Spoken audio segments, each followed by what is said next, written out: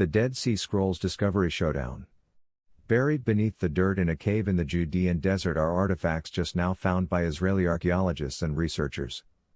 The discovery includes parchment fragments of biblical scrolls of the 12 minor prophets. The first Dead Sea Scrolls were discovered in 1947 when looters went into a cave and accidentally found them, and it has been a race between looters and archaeologists since.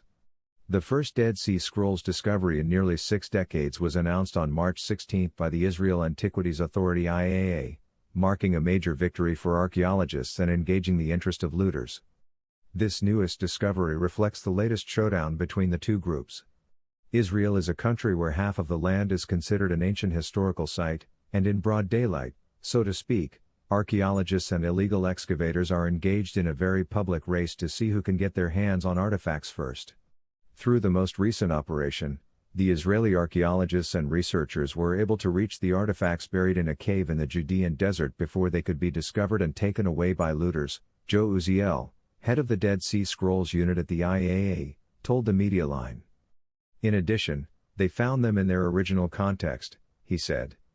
The discovery includes parchment fragments of biblical scrolls of the 12 minor prophets, particularly the books of Zechariah and Nahum, written in ancient Greek.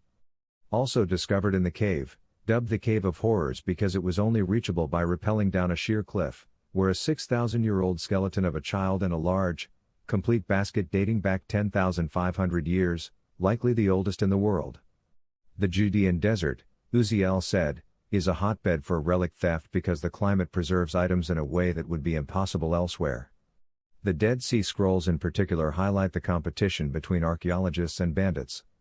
The first Dead Sea Scrolls were discovered in 1947 when looters went into a cave and accidentally found them, Uziel said, though most historical accounts say a young shepherd boy made the initial discovery.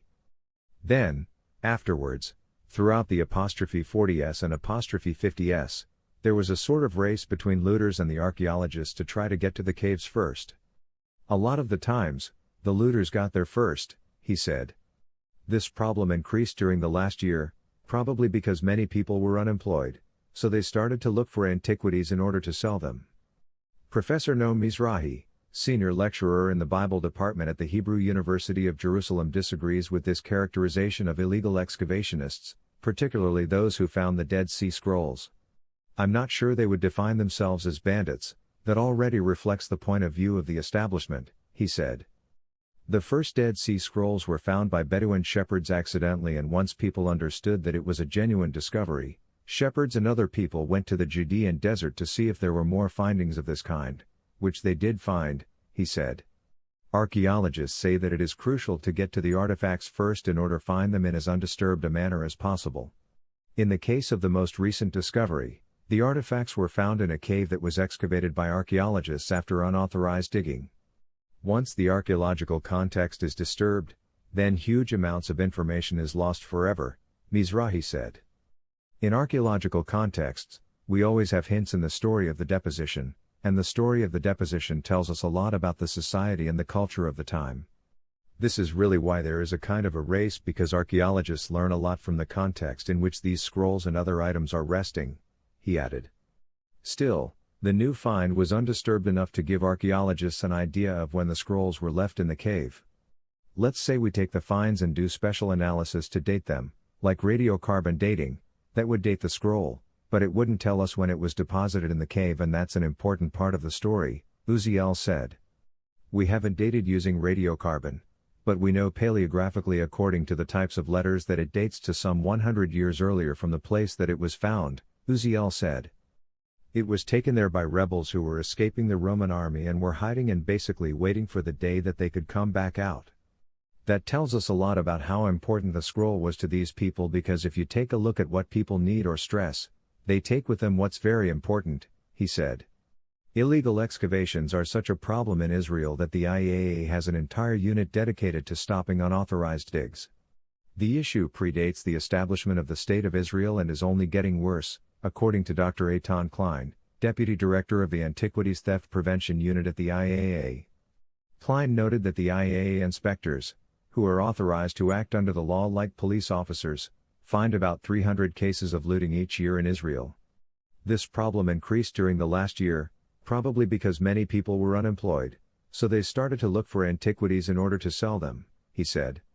Israel's antiquities law was established in 1978, an offshoot of a law against the practice established during the British Mandate, which establishes that every artifact belongs to the Jewish state.